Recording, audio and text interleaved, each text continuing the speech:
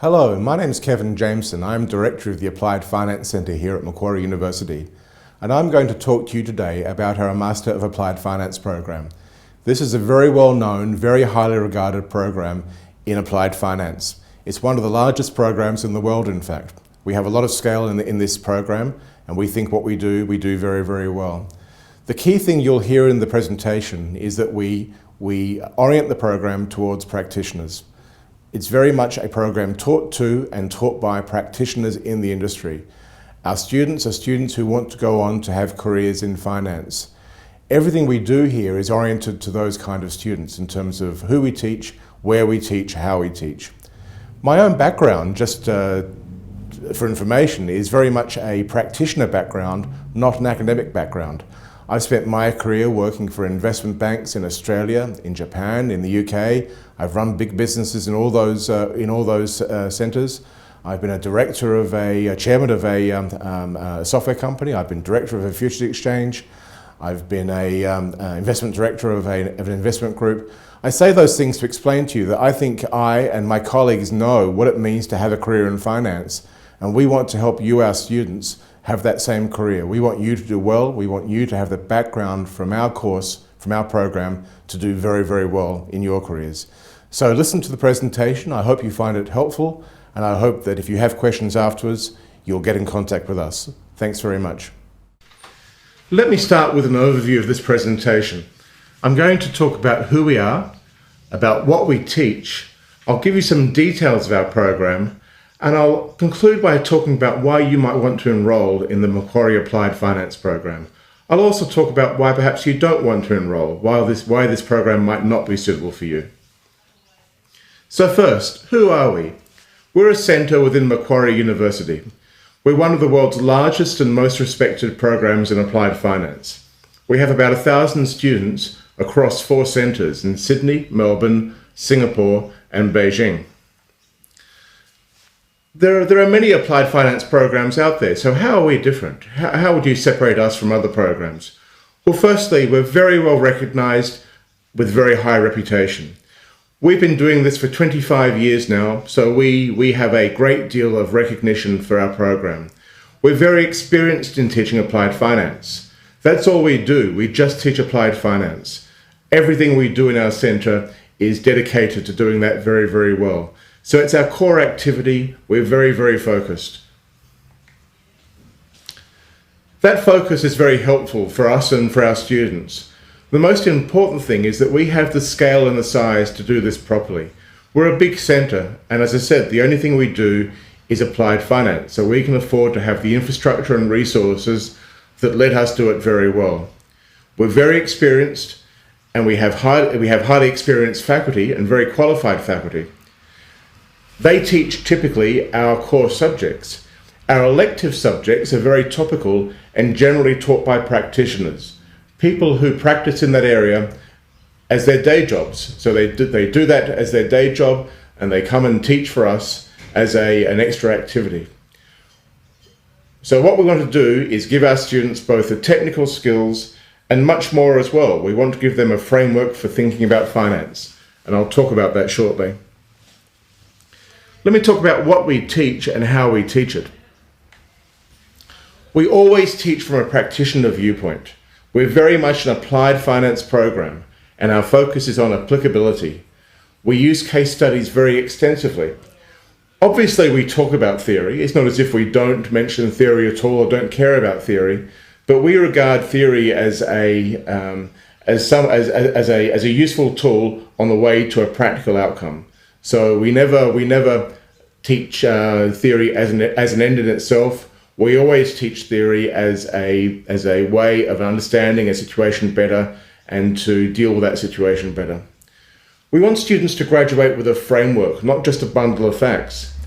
It will be very easy for us to teach our students and examine our students just on a huge number of details and facts of practice. But that's not enough from our point of view, because we think that those facts go out of date. If we come back in 5 years or 10 years, certainly, many of the facts that we teach students in our program will be outdated. What's as important, and perhaps even more important for us, is that we provide our students with a framework for thinking about finance. We give them a way of understanding the facts they know in a way that will help them move on if those facts change. Facts always change. The industry always changes. What we want our students to have is a way of dealing with those new facts, the new situations as they arise. Our teaching faculty, as I said before, are mixed up of senior academic staff and senior financial market practitioners. But having said that, all of our lecturers, both our academic lecturers and our external market practitioners, have a huge amount of practical market experience. We only recruit people to teach in our program who come to us with a great deal of extensive market experience. And that informs our teaching. We always bring real-world insights into our teaching. That's an important part of the way we teach. Bear in mind also that the only people who teach in our program are lecturers employed by the Applied Finance Centre. That's one of the benefits of our size and scale, that we have enough teaching that we can employ full-time people to teach in our programs. So we don't use people who teach perhaps in other programs with less practical experience in our programs. We only use people that we recruit who have a great deal of market experience. Who are our target students? Now, this is worth focusing on, because I think for you people who are listening today, this will help you understand if this is a suitable program for you or not. I like to categorize our students into three groups. Firstly, we have students who come to us who have already chosen, if you like, an aspect of finance that motivates them and they enjoy and they want to make a career in. It might be corporate finance, it might be risk management, it might be asset management, for example. There are more, but there's some examples. So they come to us with a view of improving and deepening their skills and understanding. And those students will tend to do electives out of a single stream and focus on their interest. And that's absolutely fine. They're fantastic students, and we welcome those students in our program. They're absolutely the kind of students that the program is aimed at. So they come with some market experience. They've made a choice for at least a significant period of time, so they want to pursue that career path. A second group is a little bit different, not completely, but a bit different. These are people who have experience, who are thinking perhaps though in terms of career progression. They might want to perhaps give themselves a pathway into a different part of finance for the future, perhaps to future-proof their skills and give them some options for future career paths. Or there might be people who are thinking about a career in more senior management, who will need to have skills and understanding that spread across not just one specialist area, but a number of specialist areas into more general finance. And we certainly have people in that category. In fact, I think that's probably our biggest group of students. And the program works very, very well for them. We give them a broad number of electives. They can pick and choose across those electives and walk away from our program with a very broad understanding of finance, both broad and deep. The third group is worth focusing on. We always have people who come to us who are thinking in terms of a career change, not within finance, but perhaps from outside finance. Now, those students we talk to very carefully, and bear in mind that we do interview all of our students. The concern we have for those students is that they don't make too big a jump. If someone comes to us with no background in finance and no perhaps academic background in finance either, so an undergraduate degree outside of finance and a career outside of finance, that's a big jump because this course moves quite fast. Now, we don't say flat no. We like to talk to each individual and understand their own background. And it may be that they do have some background through some personal activities, for example. It may be that they can show us that they've been motivated and aiming for this for some time and have done some good preparation. So we don't categorically say no. What we say is come and talk to us. If you think you've got a background in finance that will let you join our program adequately and you won't get lost very quickly, which is not what we want, obviously. That's a very bad outcome for you and for us. We'll certainly talk to you. How do we select our students? Well, as you can gather from the previous slide, work experience is an important consideration for us. We do take work experience very seriously, and most of our students come to us with at least 2 years of practical and relevant work experience. So I've said to you there can be some exceptions, but they are the exception, and we need to make sure that you will do well in the course before we take you in. We recruit to a standard, not to a quota. What do I mean by that? We're very protective and we're very proud of our program. This program's been running for a long time. It's got a fantastic reputation. What we're not going to do is damage that reputation by simply taking in students that we don't think can succeed and do well, then have great careers in finance afterwards. So we only take people that we think can succeed in the program. We certainly don't say, gee, we're after 50 people this semester and we'll go and find 50 people, the best 50 people. Because in some semesters we have too many applicants, we turn people away. In other semesters we have people who we think, oh gee, you know what, they're not quite going to make it. We don't think they're the right candidates. In those situations, we'll simply run a smaller class. We always want to make sure that every single student in the class can do well and can succeed. I said to you before that students are interviewed because we want to make sure that we understand their own motivations. When you apply, we'll ask you to write a personal essay as to why you want to join our program, and we'll expand that and understand that better when we interview you. We really want to have students who are dedicated to a career in finance, and who can show us that this isn't just a recent idea, that it's been something they've been building to over some time, either through personal interest or their career or their undergraduate training. We want to see what the pathway that's brought them to our program. Now, why do we do that? Well, we do it for a number of reasons. Firstly, our experience is the students who do best in our program are those people who do have some background and who are dedicated. They really understand why they want to do the program and they want to do well. It's not an easy program. We do have people who don't succeed in our program. It's not a tiny group, and we would much rather you didn't join the program if we fear you might join that group. We also want students to be on the same page. Now, what do I mean by that? What we don't want to have is a group of students with a very, very great difference between the abilities and backgrounds of the students. Because it makes it very, very hard to teach in that group, and it makes it very hard to have a good experience if you're a student. Because the lecturer is always being forced to work out who knows what, go back to fill in some background information for some people, and so on. So what we try to do is make sure that all of our students have not the same background. That's never going to happen, and it wouldn't be very enjoyable, quite frankly. But they have enough background that they share in common that they can work together as a group and move through the program. That's very important to us, and that's a key reason that we do focus on things like work experience, a number of years of work experience, and some background in finance. We've been doing this for 25 years now, and we've always had the same philosophy. Most of our students, the vast majority of our students, are working full-time and studying part-time. And we understand that, we get that, and we set up our program to support those students. So, for example, we teach in places and we teach at times that are aligned with work-based responsibilities. If you're working, it's very hard for you to travel an hour after your work to come to a lecture. We try our very best to minimize that and to give you locations and times which are convenient for you. We also try to be very flexible. We understand that at your stage of life, you'll have work commitments, you'll have life commitments and personal commitments, and you're taking on study commitments.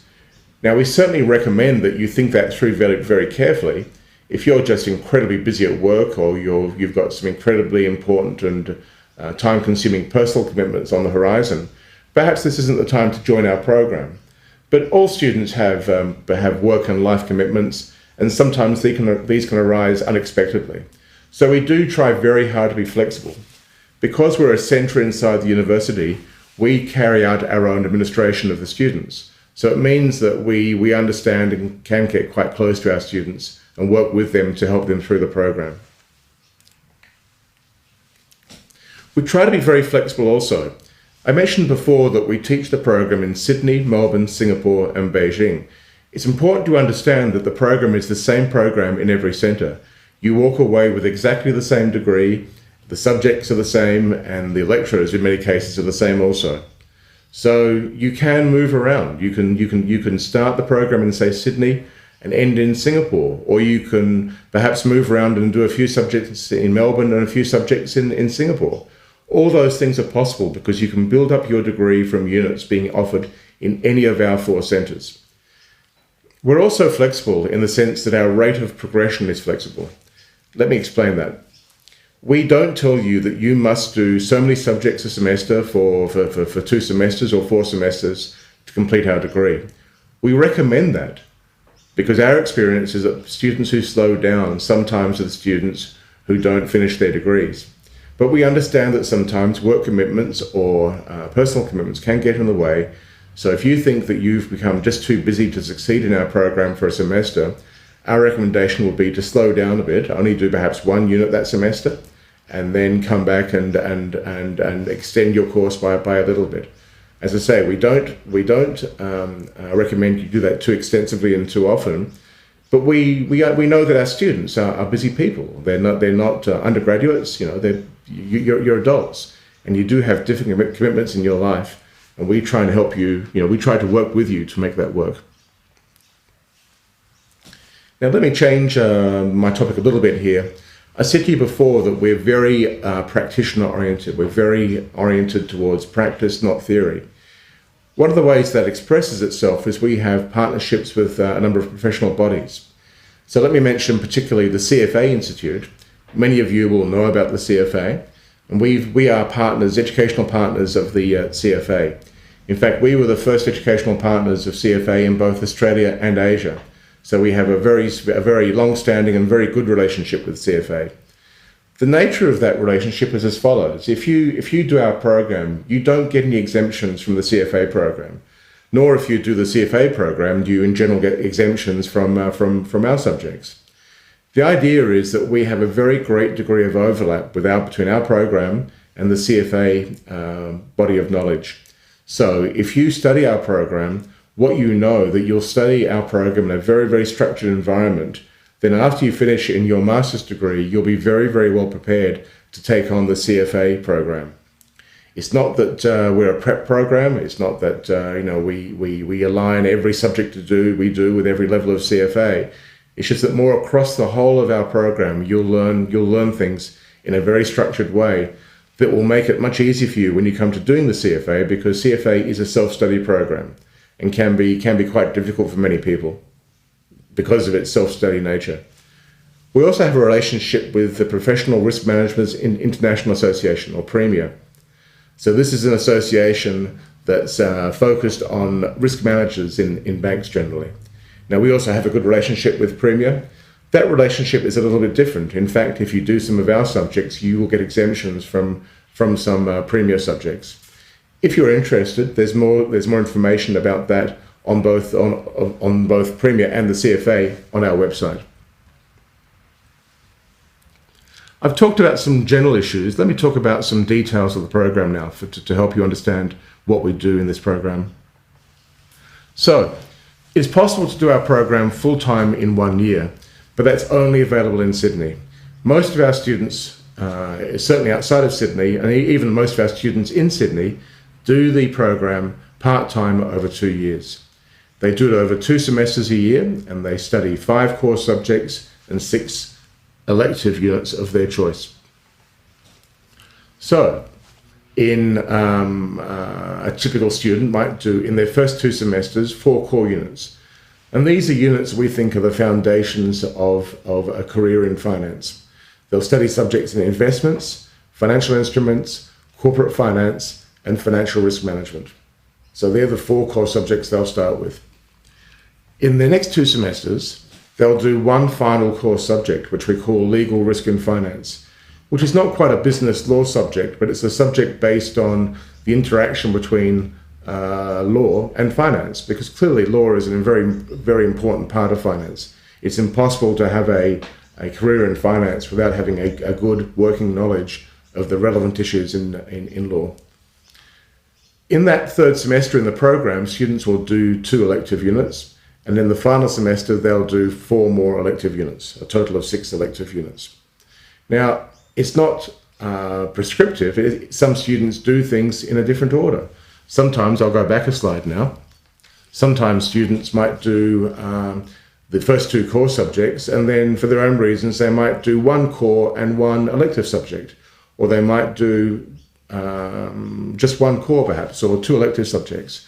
We're not prescriptive. We do let you choose your own pathway through the program so long as you meet the prerequisite requirements of the elective subjects you do. The electives will have prerequisites, so there are many subjects you can't do until you've done the relevant core subjects. So how do we teach our core subjects? What's our teaching format? In Sydney, we have 2 ways of teaching our core units. If you join our part-time program, you'll do your lectures on a weekly basis. Every week you'll come along on a certain night, perhaps Tuesday night, and do a lecture, and you'll do that for 13 or 14 weeks perhaps. We also have the full-time group in Sydney where they do their lectures also on a weekly release basis, but they do 2 lectures a week because they're operating at a much faster pace. They need to do things at double speed. Outside of Sydney though, all of our core lectures are done in block mode. And what that means is we'll do them over 5 days. Typically it's Wednesday night, Thursday night, Friday night, all day Saturday, all day Sunday. Sometimes it might be Saturday, Sunday, or Monday night, Tuesday night, Wednesday night. But over 5 days, you'll do a block of lectures, and you'll do 2 blocks. So you'll do a block of lectures, there'll be a break, during which there'll be a mid-semester exam, then there'll be another block of lectures and a case study and a final exam. All electives, though, are taught in block mode, and that's for Sydney full-time, Sydney part-time, in Melbourne, in Singapore, and Beijing. We always teach our electives in block mode.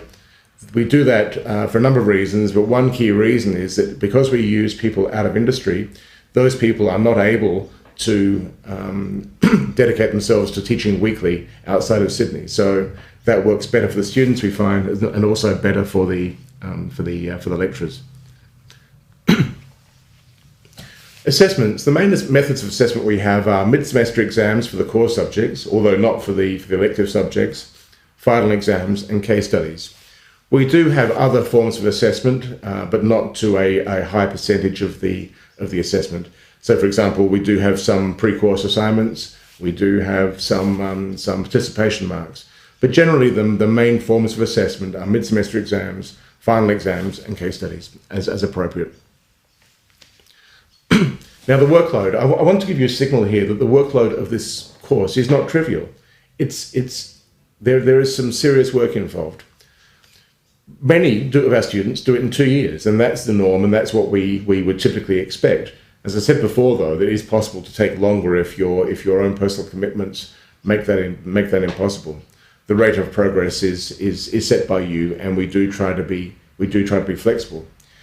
So students do sometimes ask me, well, how much work do I do outside of the classroom? And that's always a very hard question to answer. But we think in terms of perhaps a 3-to-1 ratio. For every hour of face-to-face teaching, you might want to think of 3 more hours of study outside of that face-to-face environment. It might be preparing for the course before the first lecture. It might be just revising and keeping up during the lectures. It might be revision and consolidation, and then study after the lectures. It might be working on a case study. It will certainly include revision and preparation for the final exam. So think in those terms. I do want to give you, though, as I said before, a signal that this is not the kind of master's course where you enroll, you turn up, and you just move, calmly through the course and, in a fairly easy way and come out with a master's degree. Students who do our degree earn their degree, and I think the alumni we have and the people who know the program and employers and recruiters know that. It's a signal to the outside world that you have committed to and succeeded in completing a serious course.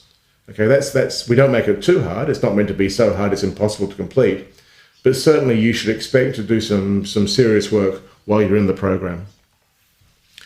We have specialisations in our program.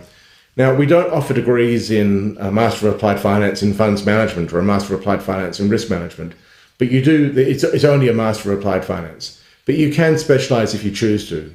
You don't have to, but you can choose to. The specialisations are Funds Management, Risk Management, Instruments and Valuation, which you might think about as a market stream perhaps, and Corporate Finance. So, if you want information about our subjects and specialisations, I strongly recommend now that you go to the website. What you'll find on the website is a list of all the electives. You'll find some summaries of those electives. You'll also find the unit outlines. You can go to our website and actually see the detailed description of every subject we offer in terms of what the content is of each lecture, what textbooks we use, what the assessment methods are. We're very transparent in letting prospective students know what's in our courses. But let me just pick one stream just to give you an example, perhaps funds management. Here's a list of units that will be interesting for a person interested in funds management or asset management.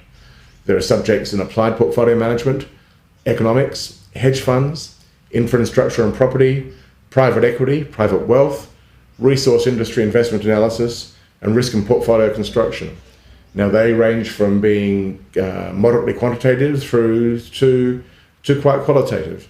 We have the full range of subjects in our program, so if you have very mathematical interests, you'll find subjects of interest to you. If you're interested in more the qualitative side and the structural side of the industry, you'll find subjects of interest there also. So you'll see that anyone, I believe, interested in funds management would find a significant number of electives that they can do just in that stream before they look at other streams. And bear in mind, you only need to do 6 electives in our program. So here's another stream in risk management. The sorts of subjects that a person interested in risk management might do include credit portfolio management, debt capital markets, derivatives valuation, economics again, enterprise risk management, exotic options, interest rate portfolio management, and ethical risk in finance. These are all subjects that we think pertain to risk management in a very broad sense. So as you see, it's not just it's just not the quant form of risk management. It's a very broad range of risk management subjects, not just aimed at a person who wants to do quant risk management in a more junior role perhaps, but also people who want to make a career in risk management, who want to understand the broader issues. We have, I won't go through all of these, and the details are certainly available on the website, but we also have a stream in instruments and valuation and a very popular stream in corporate finance. This is one of our most popular streams at the moment, and there's a set there of very high quality subjects in all forms of corporate finance of interest to people who work in banks and financial services companies, but also of interest, I've got to say, to people who work in corporations themselves. We have many students who come to us out of the corporate sector who want to understand finance from a fundraising point of view, perhaps, or a risk management point of view inside a corporation, who also want us to understand how banks look at corporate finance, how investment banks look at corporate finance, so they can deal better with those investment banks in their roles in a corporate. Now, what are our entry qualifications? Normally, we'd expect you to have a university degree and about 2 years of relevant work experience. Now, we discussed the relevant work experience before, so I won't go into that again. But bear in mind that we do normally require you to have a university degree. It is possible without a degree to join the program, but it's more an exceptional process. And we'll certainly need to have a very detailed conversation with you about your background, about what study you have done since you left school, those kind of issues. If you don't have a prior degree, you need much more substantial financial experience, much more industry experience. We think in terms of perhaps 10 years. So it's possible, but you'll need to talk to us on an exceptional basis. Students often ask me, or potential students often ask me, I've studied this subject in undergraduate, can I get an exemption from this in my master's degree? And the answer is no. We don't typically do that. We hardly ever do it, quite frankly. We're not a long master's degree, so we expect all of our students to do all of our subjects generally.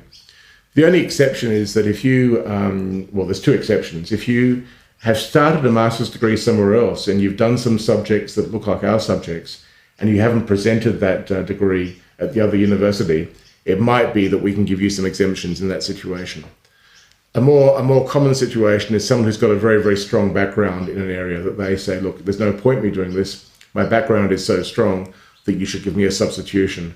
What that means is we don't let you off the credit points for that subject, but we let you not do the subject and do some other electives as a substitute. Now, we do that. It's not very common, but if you think you've got a strong background, if you think perhaps you finished a CFA qualification or you've done some CFA subjects and you think you would satisfy us in your knowledge, just let us know and we'll talk to you. Typically, we'll ask you to do a challenge exam. So rather than do the course and pay for the course, we'll let you do a challenge exam and prove to us that you do know that subject, that area.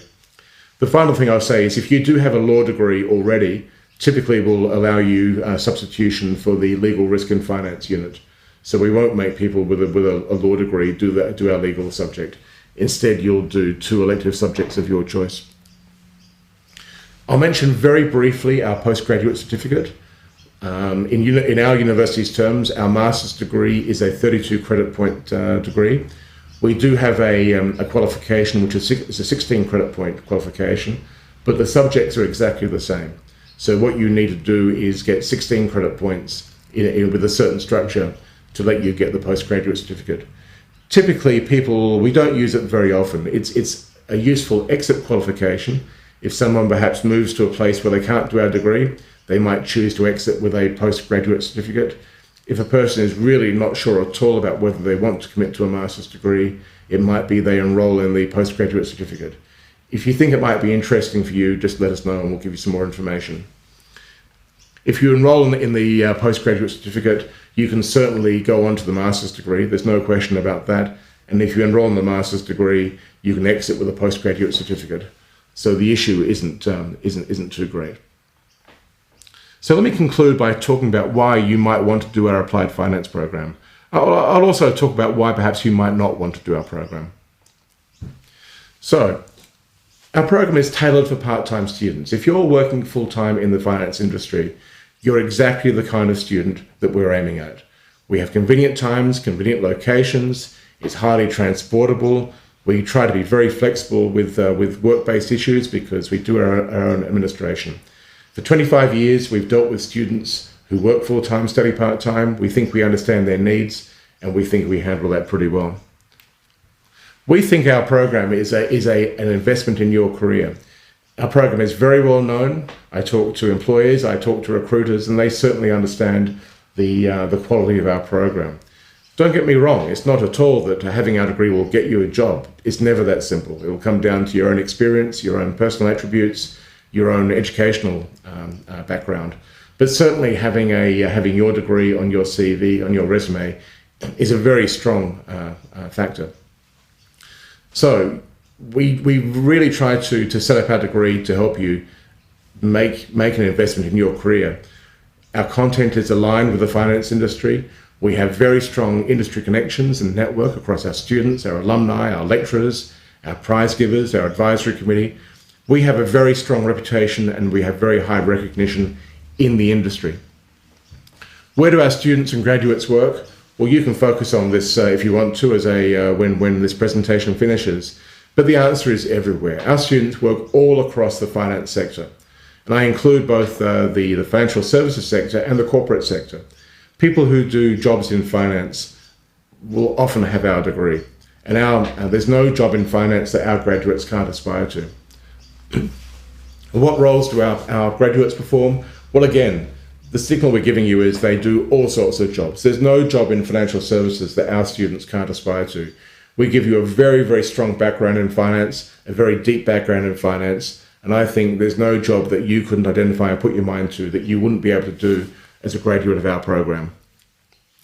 So, you might have questions now. What I encourage you to do is to contact us through the email address. We'll be very, very pleased to take your questions and to answer them for you. One question that comes up typically, and let me end with this perhaps, is the question of, should I do an MBA or should I do a Master of Applied Finance? And when I mentioned before, there are some students who shouldn't do our program and some students who should. That was one of the things I was thinking of. If you think you want to have a career that spans a number of different industries, a number of different sectors, I'm not sure I would recommend that this is the best program to advance your career. I'm not saying you shouldn't do our program because it will give you a very strong background in the finance sector, but it won't give you that broad background. And it may be in that situation, an MBA is a good program for you. On the other hand, if you've made a commitment to finance and you think that your career is in finance, I would urge you to give strong consideration to our program, because what we do is give you a very, very deep and very practical master's degree, a master's program in finance across a range of areas, across a range of subjects that will prepare you very, very well for a career in finance. So let me leave it there. I'm sure after this presentation you have lots of questions. We're very happy to take your questions. Please drop us an email. We'll be very pleased to talk to you. Thank you.